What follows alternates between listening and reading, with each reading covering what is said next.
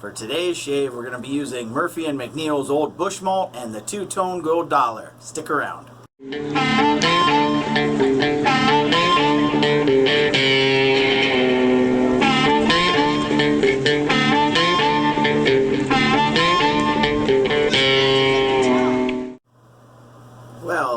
Well, happy Friday Eve to all you wet shavers out there, and anybody else that's just watching my channel because they think I'm cool. Okay. Any which way. To close out my work week today, I get to go see the dentist. My second biggest fear in the world, next to heights. Okay? Yeah, not a big fan. Okay. Just a little set the stage. I had a root canal done about 4 years ago, and had some sort of an infection pop up maybe 2.5 months ago here. 1 or 2 of the canals on that root canal weren't completely finished, you know, like maybe that much, and it seeded or harbored some sort of infection. So had to have the filling taken off, had to have all the old filling and junk removed, and then repacked, refilled, temporary filling, and now I get to go back, have the temporary filling taken off, put permanent filling on, and then a crown. So, enough about that. You guys don't give a shit, and I can't say I blame you, but I'm just venting my fears today. Alright, so today, I got this a long time ago and just never got a chance to shoot a video of it. Today we're going to be using Murphy & McNeil's Old Bushmalt. Okay? The scent notes on this are plum, whiskey, balsam, cedar, and vanilla. Okay? I find this strikingly similar to the Great Bear. However, and here's where they kind of differentiate a little bit. This one here takes on a little bit more of a sweet type fruit note, where this one tends to take on almost like a chocolate-esque type scent, but they both have that fig, or not fig, the plum undertone is the same through both. However, like I said, the Great Bear tends to have just a little bit of a fruit type note come through, whereas this one takes on more of a oatmeal chocolate type. Now, this is in the Slancha base, which is made with stout, okay? Hence the dark color that you're gonna see there. Now, on this jar, it says it's a Kodiak base. I know better.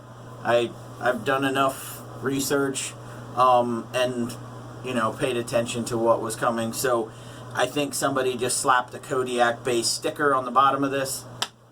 Nonetheless, any which way. So we do also have the Old Bushmalt matching splash that we'll be using. And the razor for today is going to be an Anthony Esposito edge on one of these two-tone gold and silver gold dollars. So look forward to using that. This is one that he had sent me a little bit ago, and I just never got around to using it as of yet. And the brush for today, something new to me. We're going to be going with this lovely Grizzly Bay brush. So I used another Badger brush on this Old Bushmalt, so hopefully we don't have any staining on this, but we'll get to loading here and we'll go from there. So I don't normally do a whole lot of face lathering, but with a very nice brush like this, I'll be damned if I'm going to whip it up in a bowl. So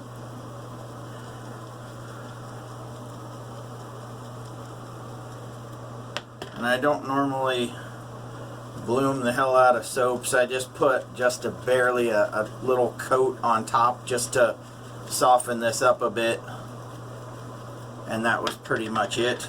So, and I switched directions so I don't wear a swirl in the brush, and I hope like hell this will be enough. Like I said, this is my first go round with this brush, so maiden voyages on camera, so hopefully that is enough. I'm really digging these fan knots. I got this Grizzly Bay as well as a what the hell is it? A chisel and hound, which, like I said, I'm really digging these fan knots a lot better than the bulb knots. So I know I'm way late to the party, I'm sure. So you guys are more than welcome to throw that out there. So I am gonna wet the face real quick. I'm gonna bag the cap, and I've eaten up about 5-7 minutes. So what I will do, that should be enough. So let's get to lathering up here real quick. So this, like I said, I've used this soap a few times, but I've bowl lathered it, and I used a synthetic brush. It doesn't look as though this is staining. So, you know, the vanilla is the main component that tends to scare people when it comes to whether or not it's going to stain their brush. So, boy, that whipped up real quick.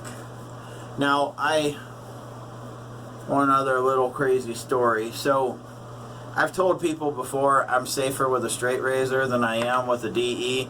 I've cut myself more over the last year and a half with the DEs. This one in particular today, or this week, okay, a slant, I was stupid enough to try going across the grain on the neck with this guy here, and I got a nice little beauty mark because of it for my troubles. So I've noticed that I've been a lot more respectful of the straight razor.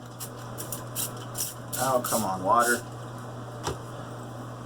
I just figure it's easier than trying to dunk the brush to spray it on and then paint it in. So I'm just going to do 2 passes today. I'm going to go with the grain, and then I'll go against on the neck and hopefully across on the face this time. I've tended to screw that up here as of late, so we'll see if I get it right this time. I'm trying to get a little bit more away from bowl lathering just because of the time constraint. Although, if I'm any bit lukewarm on a specific kind of soap, I won't lather from the tub because I might possibly sell it.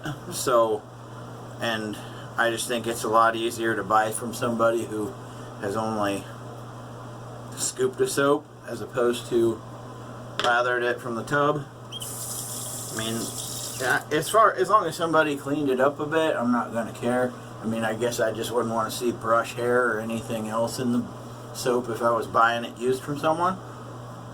Just my preference. I'm sure I'm not alone, but at the same time, if that's not your cup of tea, I completely respect your opinion too. So, I am gonna take the good old alum block real quick, give the digis just a little bit of love. I try not to run the sink too much. That's why I have a towel to wipe the blade with. So, a little spot on the lobes to scoop off, and then we'll get down to business. So, Anthony Esposito's edge, like I said, maiden voyage with this razor. And of course, just like I suspected, an amazing edge. Okay? I'm sure that a lot of guys out there who are straight razor shavers are pretty particular as to who they have sharpen their razors, and I'm no different. I have about 3 guys that I will have hone razors for me, and some of it just depends on if I need some sort of like restoration done on a blade, or I mean, well, like if I need new scales on a vintage razor, then of course a lot of you know Lather Me Whiskers.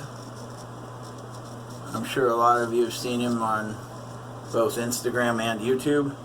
And then there's also Ryan Moore from Legacy Razor. He's done a few for me as well, and they both do great work in my opinion. But as far as like doing edge work, if I just need a razor honed, I send it to Anthony Esposito all the time. I think he just does amazing work, and you know, we just kind of got to hitting things off when we speak, and developed into a nice friendship, and I appreciate it. Okay, so now you can see the spot where I got myself with the good old slant razor.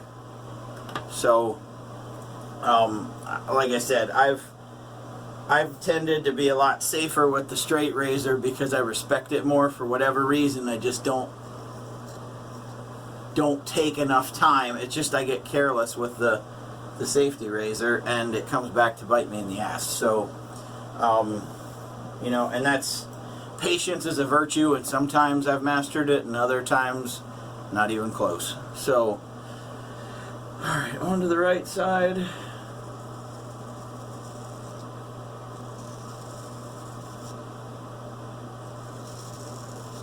And I'm trying to get to where this lighting doesn't keep, you know, going extreme bright or extreme dark. I just never seem to find that happy spot because I've had to relocate the camera several times and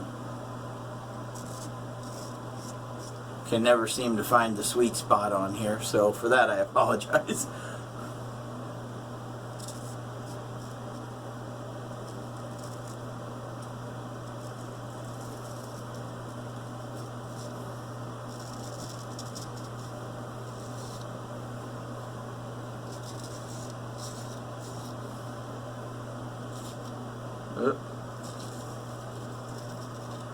Now, I've tried to get a lot more deliberate at keeping the angle very shallow with the razor for obvious reasons. But the other thing is, always remember to take time to stretch your skin. I mean, here, when I'm going over this, I'm very deliberate about, you know, keeping the spine as flat as I can. And then as I go down, you know, work the razor, like, I gotta think about it. Well, as I go down and the contour changes in and then down more. So, any which way. Not a bad first pass. I'm gonna put you guys on hold briefly while I rinse up. I'll lather back up and we'll come back for the final pass. Hang tight.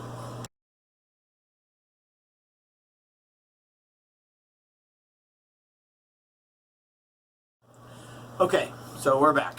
So like I said, just rinsed up, lathered back up. We're going to go against on the neck, and hopefully I don't start going up on the cheeks this time. Against on the neck and across on the face, and I'm going to call it a day. Just to kind of mitigate any more excess irritation. Like I said, I had that one spot there from a few days ago. I left this, I think I'm on 48 or 72 hours growth. Nothing bad, but it needed done.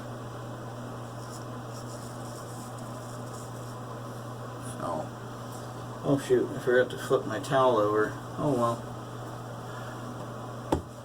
We'll work it out. So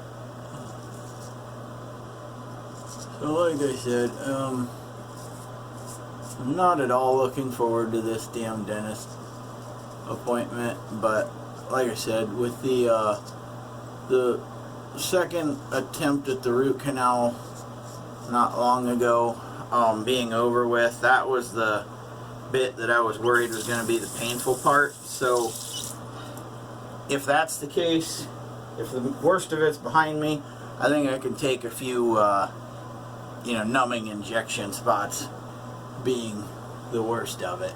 I'm hoping that's the case. So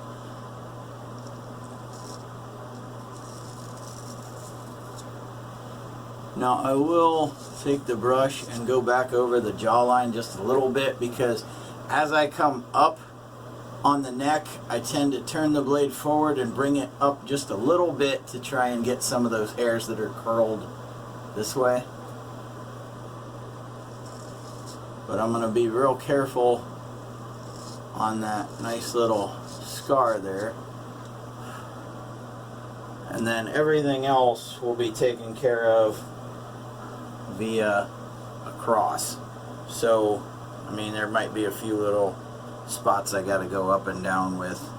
I'm not going to go completely across like in here, just kind of wherever it feels like it could be a dangerous spot, I'll just knock the soap off the face with the razor in a direction that I do feel comfortable. So, and I'm telling you what, I don't know how I lived without these soft ass brushes. I mean, don't get me wrong, I use a lot of synthetics, so I mean they're soft, but this has just a little backbone, and it's not like floppy to where I mean, don't get me wrong, I like this brush here.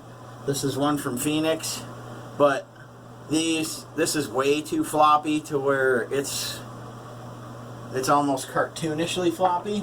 So, I mean, like I said, I like the brush, but I don't know how I lived without these quality things, and I never would have got it had, and you guys saw this last week, so a moment of silence for the poor Savile Row. Okay, it's over. I am going to see if I can get it, another knot dropped in it, but I have my doubts. So, here we go across, and it's going to look like I'm taking a steep angle until I get it in place right here beside my ear, and then I will turn it flat, so bear with me.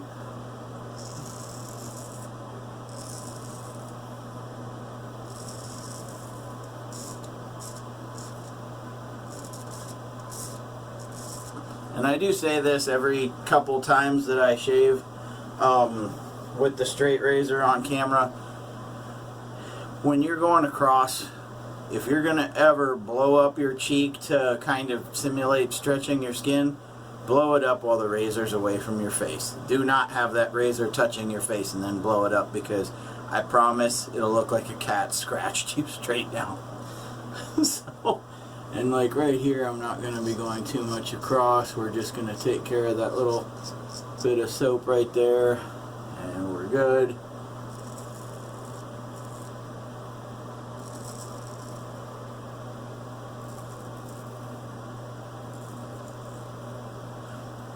Going across your chin is one of the easiest places where you can kind of learn to guide the razor over the contours and get the practice. I wasn't quite as good at going like this at first until I started just getting more and more comfortable doing that. So, and then that stuff I'm just going to go down with. I see one spot here that could use a little TLC going up.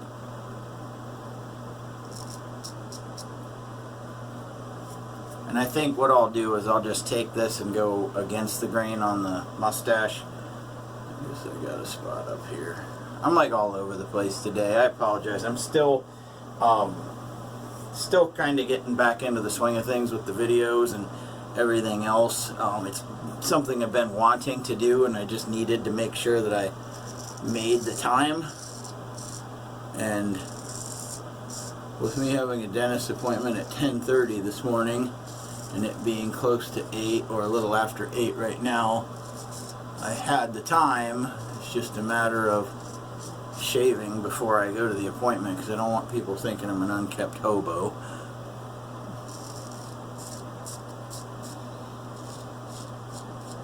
Never mind, we're going.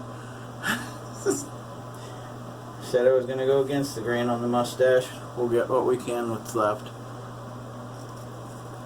And for those of you who are curious about how to go against the grain with a straight razor for the mustache, somebody had shared a video, or well, linked a video to me. The Barely Normal Shaver, or Barely Normal Wet Shaver, I think his name is Doug Bear. He's the one who went over a demo on how to go about shaving with a straight razor against the grain. And what he mentions is take the blade, put it flat to your face, and then move your face to the edge of the blade. So it's just little, very little strokes, and you know, you're just kind of buffing, if you will.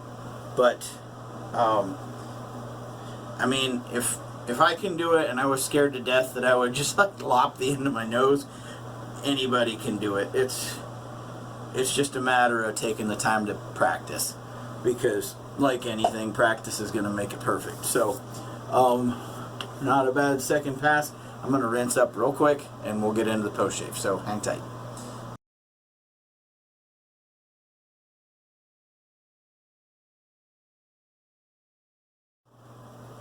Okie dokie. So, just got done rinsing up. So, not a bad shave. This stuff, Murphy and McNeil, like all of their soaps, is top-notch stuff. I did take the alum block, went across the face, no stinging, no nothing. I didn't open up the worrisome scar that my lovely evil slant razor did. You know, if I'm going against the grain or anything else, it's fine, but going across right there was a huge mistake. Especially, you know, you all understand what a slant razor is and why this was such a stupid thing to do. So, but any which way. So, today, like I said, Old Bushmalt, it is a dark soap, so if I were you, I would test it out on another badger or boar brush that isn't quite as sacred as some of your higher end brushes might be. I used this Frank shaving brush before with it, no issues, and looks to be made of the same type of badger, so no worries there. It didn't stain the brush. I probably would have been just a little bit heartbroken if it did, but probably not as bad as if I would have lost hair in the brush like I did that saddle row. So, but any which way. So the scent on this stuff, like I said, vanilla is the base for this, and it is made with stout. So if you get one of these and it doesn't say the Slancha base, it says Kodiak base, it's wrong. Okay, it's very different than the Kodiak base when you look at the soap itself. So, the only thing, if I had any one negative thing to say about Murphy and McNeil's products, is they tend to just be on the lighter side of scent strength. So, like this aftershave here, it smells great to the nose, but its dry down period, it goes away pretty quickly. Doesn't stay very long, and it's not very strong. So, now, that can be a really good thing if you're around people that have hypersensitive noses. So, you know, but for me, I'd like to be able to smell it just a little bit longer, and just about any aftershave I have in there tends to last quite a bit. These ones, however, it lasts a while, but it's just not as strong as one might hope it would be. So that was, and like I said, if that was nitpicking and I was picking at a 100-point score, I'd probably have to take it down to about a 96. So, you know, and I'm not saying I'm rating this 96 out of 100. Please don't say that. I'm not doing a rating system or anything else. I'm just saying that my concern over scent strength is so insignificant when it comes to overall performance and everything else. So, you know, I mean, put it this way, if I had to sit there and can't smell anything, then yeah, okay, it might be a little bit bigger concern. But, so, any which way, I've babbled quite a bit. Today, we used the Anthony Esposito Edge on this gold trim, gold dollar. It looks a lot like the gold dollar 208 as far as the scales go, the checkerboard pattern, but not so. And then we used the bluish silver Grizzly Bay fan knot brush, and today's star was Murphy and McNeil's Old Bushmalt. So, like I said, this is a very good scent. I guess I wish it was just a little stronger. I never did throw the aftershave on. We'll take care of that. But I would highly encourage you guys. And I don't get any plugs from or any kickbacks from Murphy and McNeil for mentioning their products. Like I said, as far as my YouTube channel goes, I don't get paid for any of this. This is just me saying, you know, what I like, what I don't like. If you guys agree, great. If you don't, great too. So, but yeah, today, like I said, this is Murphy and McNeil's Old Bushmalt. And again, the cool Celtic design, staying true with the Murphy and McNeil theme and everything else. So, with all that being said, I gotta get the hell out of here. I got an appointment to get to, but you guys have a great day, night, whenever. Keep your shaves clean, keep them wet. Later, guys.